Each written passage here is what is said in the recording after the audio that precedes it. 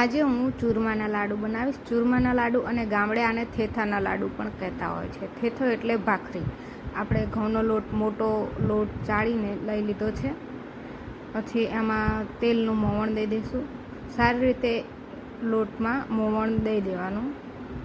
આપણે લોટ ભાખરીનો લોટ બાંધતા હોય એવી રીતે જ આને કરવાનું છે. બધું પ્રોસેસ એ જ થશે.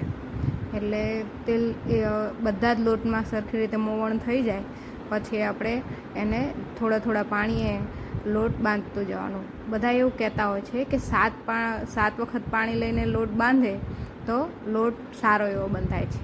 એટલે આપણે પહેલેથી જ લોટ પાણીનું પ્રમાણ લોટમાં ઓછું લેતું જવાનું અને બાંધતું જવાનું. એટલે ધીમે ધીમે લોટ એવો સારી રીતે એવો એકદમ બંધાઈ જાય. એટલે આપણે લોટ તૈયાર કરીશું. આ પ્રોસેસમાં જેટલું મસળીને લોટ બાંધીએ એટલો એકદમ ટેસ્ટી આપણા લાડવા બનશે. એટલે એ ખાસ ધ્યાન રાખવાનું.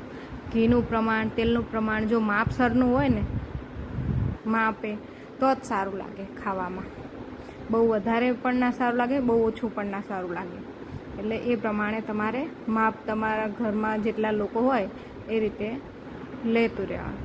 પછી આપણે લોટ બંધાઈ જાય પછી એને એક ભાખરીનો લોયો લેતા હોય એવી રીતે લઈ લેવાનું. આ ભાખરીને કરતાં થોડું મોવણ વધારે હોય એટલે આનું છે એ ભાખરી વણશો એટલે તમારા કિનાર ફાટતી જશે. તમે વિડીયોમાં જોઈ જ શકો છો. એટલે એ કિનારને જોઈન્ટ કરતું જવાનું અને ભાખરીથી સહેજ જાડી ભાખરી વણી લેવાની. ભાખરી વણ્યા પછી એને આ રીતે ડોટ કરી દેવાની, જેથી કરીને ભાખરી ફૂલાય નહીં. કેમ કે આપણે ફૂલેલી ભાખરીની જરૂર નથી. તમે આ પ્રોસેસ ના કરો તો પણ ચાલે, પણ કરી નાખો તો આ ભાખરીને શેકતી વેરાય. એમ કે એકદમ અંદર સુધી ભાખરી જાડી હોવાથી તો પણ ચડી જાય. સરસ રીતે આપણે આને ધીમા તાપે શેકવાની છે. તમે આમાં નોનસ્ટિક તવી પણ લઈ શકો છો અને આ રીતે લોખંડની તવી પણ લઈ શકો છો.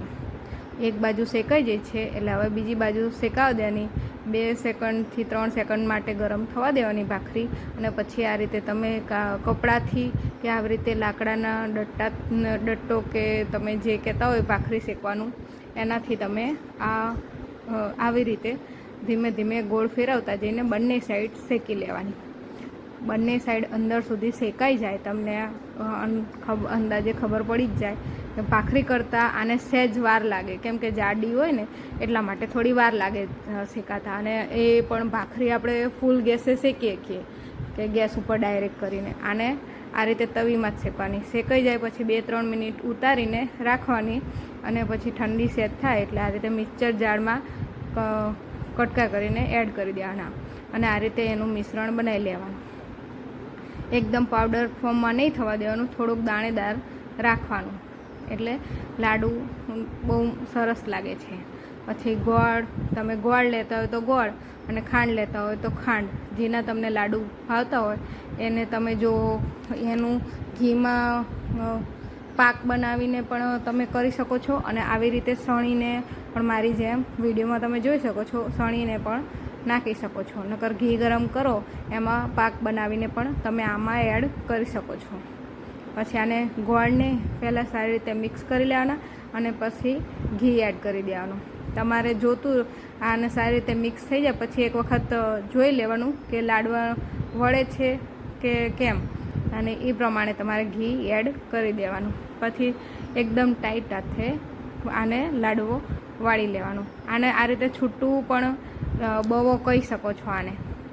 આને ગુજરાતમાં લોકો બવો તરીકે પણ ગુજરાતી લોકો ખાતા હોય છે. બવો એટલે એક જાતનું સ્વીટ જ છે. અને લાડુ કોઈ મહેમાન આવ્યા હોય ત્યારે આ રીતે લાડુ વાળીને આપતા હોય છે. આ એક સરસ રેસીપી છે, ગુજરાતી ટેસ્ટી સ્વીટ રેસીપી છે.